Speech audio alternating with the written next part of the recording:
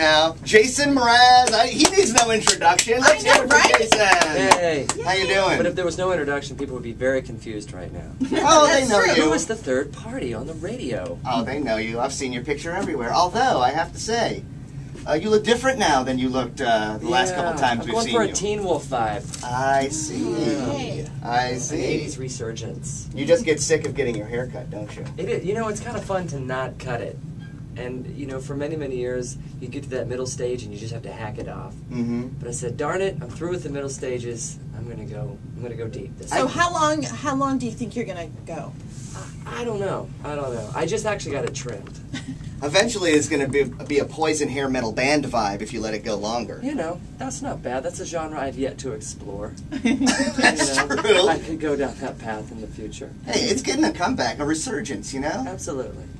Music is cyclical, isn't it? It is. As well are the musical styles that go along with Exactly. music. We need to surprise people. Yeah.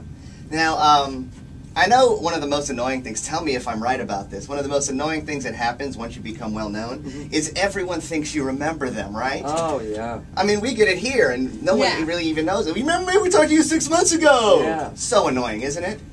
Well, I wouldn't say it's annoying, but, you know, it's fearful. I get fearful, I guess, when I talk to someone and suddenly I realize that I've met them before. Mm-hmm. You know, I know, it's really uncomfortable. I would never want someone to say that to me. That said, do you remember me? No. Have we hung out? We had lunch once. We did? It was 9 years ago. Jason, for a solid week, he's been like, I really want to see Jason Mraz. I wonder if he remembers me. No, I'm like, no. I knew he didn't remember me. I just wanted to make him uncomfortable by asking. Thank you. You do remember having lunch in the New Orleans Center, though, which is no longer in existence, don't you? Oh, yeah. See? Of course. No. I thought something You was were like, different. Stevie, you'll be my best friend forever. Oh, I remember that. Uh-huh. And I will never forget this moment where we made beautiful music together because we harmonized. Oh, man. That's the greatest thing about people not remembering. You can just tell them we did anything. Yeah. Exactly. Wow.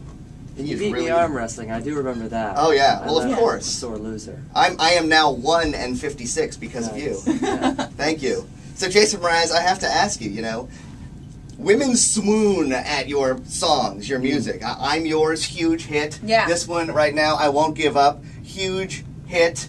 Do you worry you're giving them a wrong impression by titling your albums The Silliest Thing You Can Think of? Yeah, probably. Is that what you're going for? I mean, your last like, album was We Sing, We Dance, We Steal Things. Yeah. For that, Mr. A to Z, which was very clever. Thank you very much. And this one is Love is a 4-letter word. Yeah. You know, I've got to spin it in some way. You know, I do the same thing in my shows. I have to find a balance of sacred and silly. So I can't be too serious all the time before I gotta crack a joke, or I can't be joking all the time before I gotta get it back serious. So I find album titles to be a little bittersweet or a little comedic, something to catch the eye, because once you get into the work, you realize it's a little serious. When you do sing, and I imagine sometimes you dance, so am I to assume that you do actually steal things as well? You know, before I was making the medium-sized bucks, I was definitely taking, you know, soaps, a couple of the linens from the hotels. Everyone does that. I always known take to one do that. towel. It's like a souvenir. What I think is uncool is you use the word we, which means that you're implicating at least one other person. In this room. Oh. Oh. Oh. Cameraman won't turn it to his face, will he? No. So, Jason, what's it like right before you go on stage? Because before we started recording, you said that you don't know what to expect from your tour because it's like anything can happen. Right. What's it like before you go on stage and then right after you get off? Like, Okay. what's your vibe? Well, before I go on stage, I mean, I know roughly what I'm going to play. We have a set list or a song bank. But I don't know what I'm going to say between songs, and I don't know how I'm going to intro or outro songs. I don't know how I'm going to perform each song. And so when I come off of the stage, I hopefully feel elated, like, oh my gosh, I've done something brand new for the first time tonight. After thousands of shows, I'm still new for myself.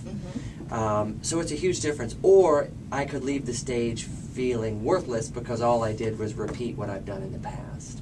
And when I say worthless, you know, I always try to challenge myself to do something new and something creative every day. Okay. So I strive for that so that I can sleep well and congratulate myself. What's your philosophy on handling the internet people, you know? I mean, you really these days can't avoid people with criticism. Oh, Jason Mraz, he's a cheap version of fill in the blank or whatever. People love to be negative on the internet. Some people decide, hey, I'm gonna like fight everybody. Some people say, I'll ignore it. What's your philosophy on that? Yeah, I have to. Unfortunately, I have to ignore it now. There was. I love that people have the right to voice their opinions because a lot of the opinions are great. You know, support his music, he's awesome, he's this, and that spreads the word of mouth. But you know, a few people out there will love to basically try to find something else I've said and try to find as many contradictions as possible that I've said against my own word, and I have to ignore it. You know, I really do. I just move on, and you know, I know that my mom and my sister, who are bashing me on the internet, mean so much better for me. They're doing it because they want me to grow. Right. Yes. Now, I imagine you don't make songs thinking this is going to be a hit. Especially like I'm Yours and I Won't Give Up, which are probably your two biggest hits. The Remedy was very big too, but I would think these two, then they're both kind of slower ballads, guitar, like acoustic guitar. It's not something a music executive would say, that's what we need on the radio now, you know? Exactly. So, is it surprising that these become so big to you, or? Yeah, it does. But, you know, at the same time, I believe in them. You know, when I'm writing and recording, you know, when the album's done, I think, wow, a song like I Won't Give Up would be great. And, of course, the music execs say, no way, where's the rhythm, where's the electronics, where's the power? And I just sit back and trust. You know, I trust that our listeners are going to drive the songs. And I think it's, you know, I think when you're listening to, you know, a lot of the up-tempo, everything's a Saturday night these days across the music scene, it's refreshing to have something with a guitar and take a little musical break, you know. That's true. Now, the album called Love is a 4-letter word. The tour is called Tour is a 4-letter word. Yeah. It's starting here in New Orleans, which is we're honored to have you. Yeah. You're actually here for a couple of days now. Yeah. Today's Monday. You're preparing the tour here, Yep. and then you're going to kick it off here, Absolutely. which is awesome. We love having you here. Yeah, thanks. You're going to spend a couple of days here. Have you spent a lot of time here before? Not a lot of time, but I've visited maybe 6 or 7 times in my life. It's pretty fun. I brought my family down here last time, and we did the St. Charles streetcar. And Oh, that's nice. wandered around in and out of different clothes. My stepfather lived here in the 1950s or 60s, I believe, worked at a men's clothing store and played in various bands, so we went and visited his old haunts. And a couple of years ago, I came here and did a rally for green energy, you know, Yeah. not a protest, but more of just to bring awareness to green technologies. It was shortly after the oil spill disaster. Well, that's a good segue, because the album is Love is a 4-letter word. The tour is a 4-letter word. Yeah. And the charity, I don't know if you want to call it a charity or not, but it's called Tree is a 4-letter word, correct? Absolutely. That's one of the projects we started around this tour. I fly a lot. In fact, getting here, I took my 57th flight of 2012. Wow. And I became very confronted by this, because here I am preaching about green energies, or at least trying to inspire people, but yet I probably have the biggest carbon footprint of everybody, because I fly so frequently. So I started a tree planting project, and I'll plant 1 tree for every domestic flight and 5 trees for every international flight, times however many people I'm traveling with. So where are you planting these trees? I still have 22,394 trees to go this year. Oh, wow. But that's if I don't fly anymore. I'm still going to keep flying. So I've planted 33 so far, which isn't a lot, but it's a start.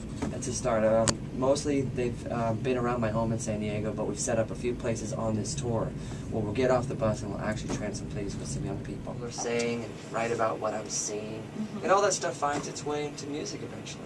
Hey, Jenny, there's a Jason Mraz look-alike staring at you in the corner. Oh my God, he looks just like him. He looks kind of like Teen Wolf. Should we go tell him he looks just like Jason Mraz? Do you get that? Oh my God. I do. People being like, you look just like that singer. There was a woman on the first flight over here that was asking me all kinds of questions about where I was playing and when, and she was referring to a different city, and I knew I was going there, but I didn't know when, and I didn't know where we were playing. It's just, I don't have the schedule memorized, and so I think I offended her by not knowing all the answers to very simple questions about my own life. So when I was on the next flight from Dallas to New Orleans, a woman said, "Oh, are you playing here soon? Who are you playing with?" I just said, "Ray Charles." She said, "Oh, I had no idea he was playing. That's exciting."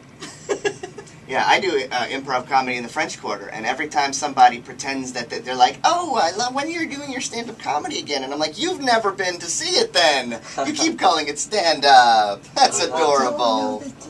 That's my own thing. Right. It seeps out. Are you doing any this week? Because I'm here till Friday. Oh man, you No see? stand-up this week. We're not doing any this week. No improv this week. I totally wouldn't have. I totally wouldn't have bragged that you were in the crowd either. I wouldn't have been like, Jason Mraz here. He's here for me. For me. He came because of me. No, I don't go that much. He's not. I'm not going to be able to do that.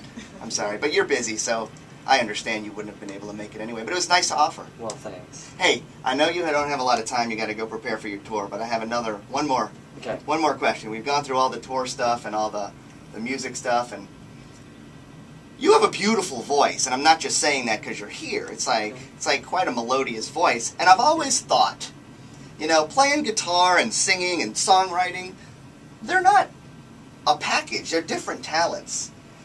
What do you say to someone who can't sing a lick, but feels like they're a really, really good songwriter? Yeah. And wants to be a rock star. Really bad. Well, I mean, that's a tough one, because you occasionally do meet those people. Not that you're meeting one now, I'm just, you know. And you do get that their words are powerful. Mm-hmm. What they're singing, there could be something to that melody. Right, But, and they usually like try and stuff a song in your shirt or something, so Yeah. you see it later and are inspired. That won't happen either today, I'm just... Okay. Well, you know, all you can say, I guess, is, you know, follow your dreams. Stay in school. Do you have to practice singing on a serious note? Do you have to practice singing as well? Like, do you have to give that as much attention as the other aspects? Yeah, I do. And did you have to learn how to do that? I think so. Yeah, I did it, but I did it all through my childhood. So I see. It developed as I was developing. What came first, the singing, songwriting, guitar playing? The singing. The singing came The first? Singing followed by the songwriting, followed by the guitar. Okay, and you can play like 20 instruments too. I can play 1,000. 1,000 instruments. I undercut him by saying 20 instruments. Yeah, you did. Okay, but that was the last thing that came along. Was that something your parents instilled in you, the whole singing thing? I hear that a lot from people who can sing. Yeah, we had a piano in our house. My mom played it, and so as soon as she set me down at it, I just wanted to make a noise with the piano, which is something I always did.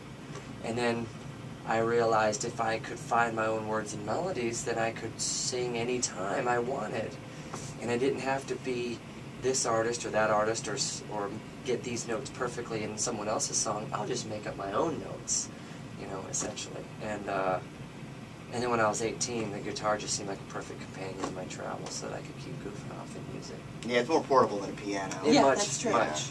Yeah. All right. Well, it's been a nice talk, but I know you got to get back to your tour. Tour is a four-letter word. Starting in New Orleans, going around.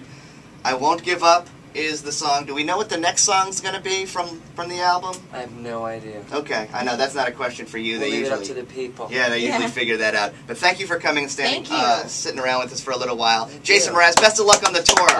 Jason Best of luck in Mraz. your marriage. Thank you. Thank you. We're divorcing very soon, but retroactively, I think. I hate you. All right. Thank you again.